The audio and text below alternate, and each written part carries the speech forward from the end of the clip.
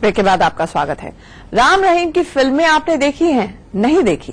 वैसे उनके भक्तों को छोड़कर ऐसी फिल्में कोई नहीं देखता, लेकिन इस फिल्म के बहाने जो खेल चल रहा था वो देखना जरूरी है, क्योंकि ऐसे पाखंडी बाबाओं की नस नस जानना बेहद जरूरी है ताकि सावधान रहा जाए। कोई हमें संत कहता है, कोई कहता है गुरु, लेकिन हम तो हैं सिर्फ एक लाइट, कैमरा और रोमांस।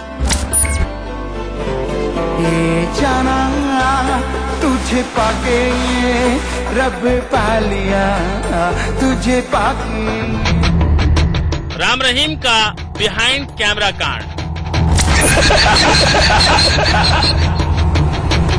फिल्मों में रोल के बदले बाबा करता था शोषण। ना तो ये इंसान है और ना ही जानवर, ये शैतान है शैतान। राम रहीम अपने गंदे कामों को अंजाम देने के लिए बनाता था फिल्में।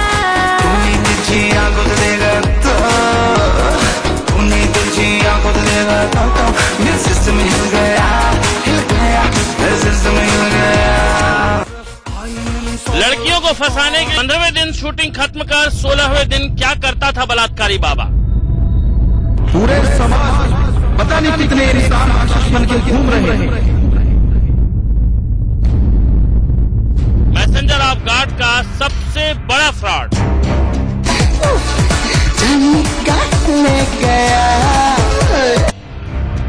राम रहीम का कास्टिंग काउच।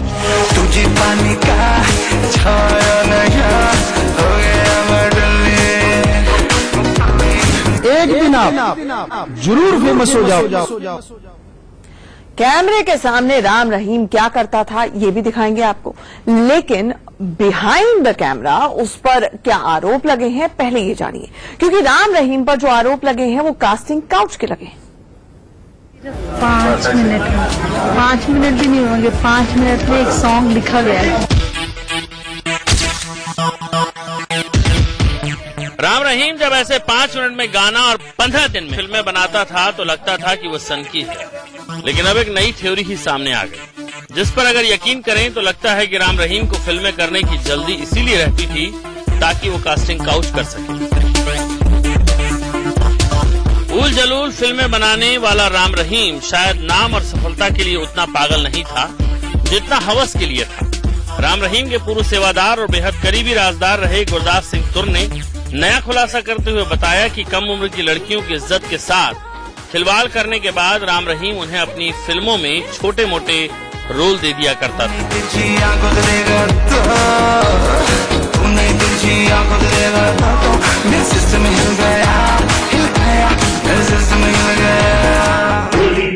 वो अपनी फिल्म में उनको देने के लिए काफी लड़कियों को से इज्जत मान देकर थोड़ा सा ऊपर उठाती थी और उसके बाद में गुनी कराने तक पहुंचाने का काम करती थी।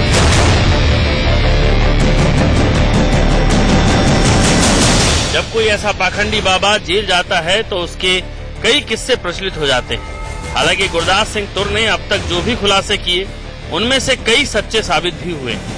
और राम रहीम के कास्टिंग काउच की बात इसलिए भी सही लगती है क्योंकि खुद राम रहीम ने ही इंडिया न्यूज के कार्यक्रम जनता दरबार में कबूला था कि फिल्मों में काम करने के लिए वो डेरा या आसपास के इलाके की ही लड़कियों को मौका देता है। लेकिन तुर के बयान के बाद लगता है कि ये मौका लड़कियों के लिए कम और राम रहीम के लिए ज्यादा था। सुनिए राम रहीम ने क्या कहा। रब पा लिया, तुझे पाके ये जाना। हमने यही सोचा था कि जितना यहाँ का टैलेंट है उसको आगे लेके आए। जो नए यूथ है, लड़के लड़कियां, क्यों ना उनका टैलेंट आज वो कमा रहे हैं। अभी इस फिल्म में जिसने किया तो कंपनी वालों ने 1 लाख रुपया उनको दिया, हालांकि वो बिल्कुल फ्रेश है, तो अच्छा लगता है कि उनको भी रोजगार मिले। इस पूरे खेल में हनीप्रीत राम रहीम के साथ कंधे से कंधा मिलाकर चलती थी। फिल्मों में राम रहीम की ही तरह 20 भूमिकाएं निभाने का दम भी वो राम रहीम जैसा ही भरती थी। इसमें कितनी भूमिकाएं आपने अदा की हैं? हमारी इसमें 8 से 10 भूमिकाएं हैं जो एज ए एक्टर हैं, और बाकी हमने 43 भूमिकाएं निभाई हैं पूरी फिल्म में। हनीप्रीत, एक साथ 22 भूमिका डेब्यू हुई।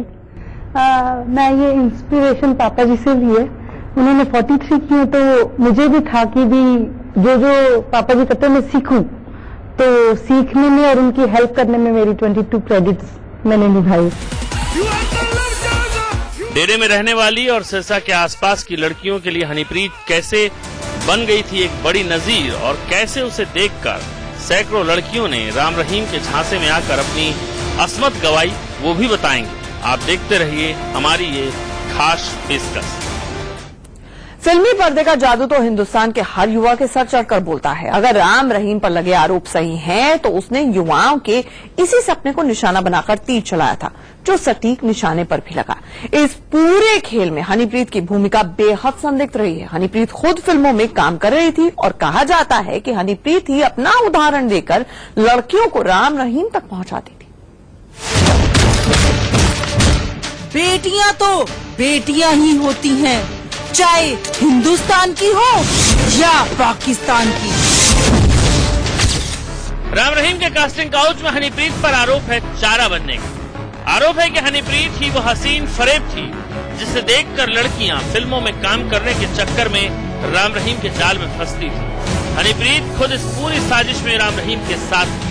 हसीन बातियों में, गाड़ियों में कम है, आ रहा मजा है, नाच जम है। हनीप्रीत को भी फिल्मों का बड़ा शौक था। देखने में हसीन वो थी ही, और सपने भी उसके माया नगरी के थे। बीच में राम रहीम का साथ मिला तो हनीप्रीत को लगा कि उसके बड़ी हीरोइन बनने के सारे सपने पूरे हो जाएंगे। 3 साल में एक के बाद एक राम रहीम ने 5 फिल्में बना दी।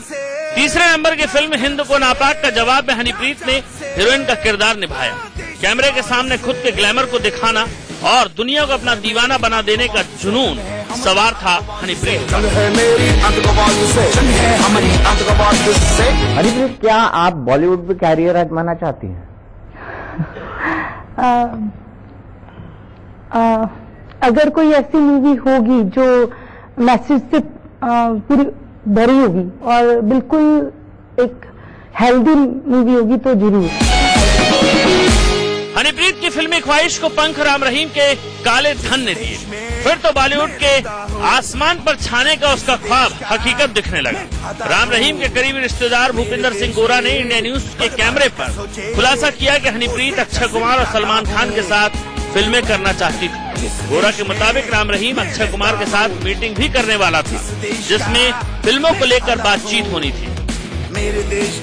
और हनीप्रीत का एक ख्वाहिश थी भी मैं सलमान खान और अक्षय कुमार से एक मूवी करूं, तो बाबा उनकी बात मान भी गए थे और उन्होंने उसका जो बाबा ने बोला था भी आगे वाली डेटें लेके हम आपकी जो एज ए हीरोइन और एज ए हीरो उनके साथ आपकी अक्षय कुमार और सलमान खान से मूवी कराएंगे। हनीप्रीत की प्लानिंग कितनी पुख्ता थी वो इस बात से भी आप समझ सकते हैं कि उसने इंडियन फिल्म एसोसिएशन की लाइफ टाइम मेंबरशिप ले रखी थी, जिसमें उसने खुद को बतौर डायरेक्टर और कलाकार रजिस्टर करवा रखा था। दरअसल राम रहीम के तौर पर हनीप्रीत को लॉटरी लग गई थी। डेरे में रहकर हनीप्रीत ने राम रहीम जैसे ऐश फरमाए। हनीप्रीत के लिए राम रहीम ब्लैंक चेक की तरह था, और ये हनीप्रीत सार्वजनिक तौर पर कहती भी थी कि पापा जी तो उसके लिए एटीएम थे। हनीप्रीत खुद को बाकी लड़कियों के सामने एक उदाहरण के तौर पर रखती थी। मैं पापा को एटीएम बैंक कहती हूँ। इसका नाम रखा हुआ है। संदेश साफ था, राम रहीम की हर बात मानो, खुद को उसके सामने समर्पित कर दो, उसके बाद जो भी सपने होंगे वो राम रहीम पूरा कर देगा। आसपास के गांव की सुंदर और कम उम्र की लड़कियों के दिमाग पर उसका गहरा असर पड़ता था। नतीजा ये होता कि अधिकतर लड़कियां चुपचाप रुपये पर्दे के सुनहरे ख्वाब की खातिर राम रहीम की कास्टिंग काउच का शिकार बन जाती। फिल्मी दुनिया में राम रहीम को किस तौर पर याद रखा जाएगा, ये डिबेट का विषय हो सकता है, क्योंकि उसने जो फिल्में बनाई वो कैसी थी ये भी आपको बताएंगे। लेकिन उससे पहले आपको बताते हैं कि कैसे राम रहीम कभी झूठ का सहारा लेकर तो कभी फिल्मी हस्तियों को अपने यहां पर बुलवाकर तारीफों के कसीदे पढ़वाता और लोगों के बीच ये कहता कि बॉलीवुड उसकी प्रतिभा का दीवाना है। जाना तुझे पाके रब पा लिया, तुझे पाके ये जाना तुझे पाके रब पा लिया, तुझे पाके।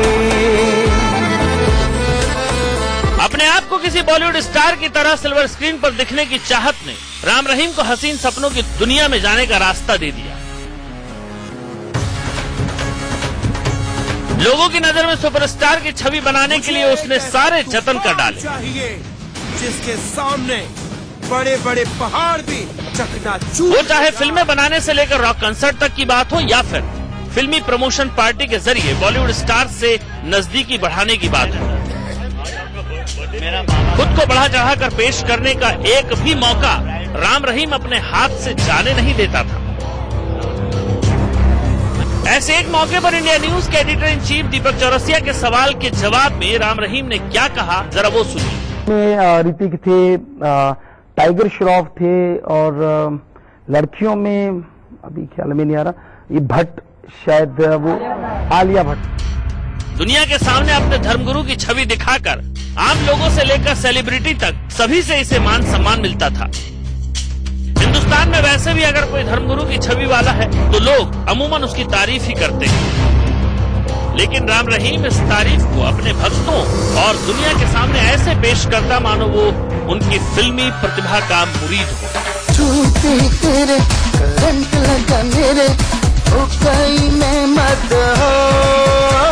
अब जरा इस वीडियो में देखिए, बॉलीवुड के मशहूर कोरियोग्राफर गणेश आचार्य ने भी राम रहीम के तारीफों के पुल बांध दिए। मौका था MSG ऑनलाइन गुरुकुल के फिल्मी इवेंट का। मैं आपको बताऊं, मैंने बड़े बड़े स्टार लोग के साथ काम किया है, अमित जी हो, शाहरुख खान हो, सलमान खान, बड़े, लेकिन वो भी एक टेक 10 बार देते हैं, लेकिन गुरुजी ने एक टेक एक ही बार दिया है। फिल्मी दुनिया की फैंटेसी को राम रहीम अपने जलवे और जलाल से ऐसा बुनता कि देखने वाले को लगता भारत को ऑस्कर भी दिलाएगा तो बाबा ही। It's not a joke to kill him. उनको मारने का मतलब पूरे, लेकिन असल में तो उसका मकसद एक ही था। कहने को तो लोकल टैलेंट को आगे लाने के लिए राम रहीम अपने फिल्मों के जरिए उनको मौका देता था, लेकिन उसके पीछे उसकी घिनौनी साजिश होती थी। कोई नहीं, चलन में आज अप डाउन ठुकल आगे। हनीप्रीत के स्टारडम को देखकर बाकी लड़कियां राम रहीम के पीछे आकर्षित होती थीं। उन्हें लगता था कि बाबा उन्हें भी स्टार बना देगा। बस यही राम रहीम अपने प्लान में कामयाब हो जाता था। हनीप्रीत के जरिए लड़कियों को हीरोइन बनाने का सपना दिखाकर वो अपनी अश्लीलता का उल्लू सीधा करता था। आ रहा मजा है, नाच जमजम है। अगर आपको जीवन में बहुत तनाव है, आपको लगता है कि जीवन में आपके साथ बहुत ज्यादती हो रही है, तो थोड़ा सा रुकिए। आपको राम रहीम की फिल्मों का पूरा लेखा जोखा भी दिखाएंगे, जिसके बाद आप सारे तनाव भूलकर हंसते हंसते लोटपोट हो जाएंगे। तुरंत लौट रहे हैं एक 3 मिनट के ब्रेक के बाद।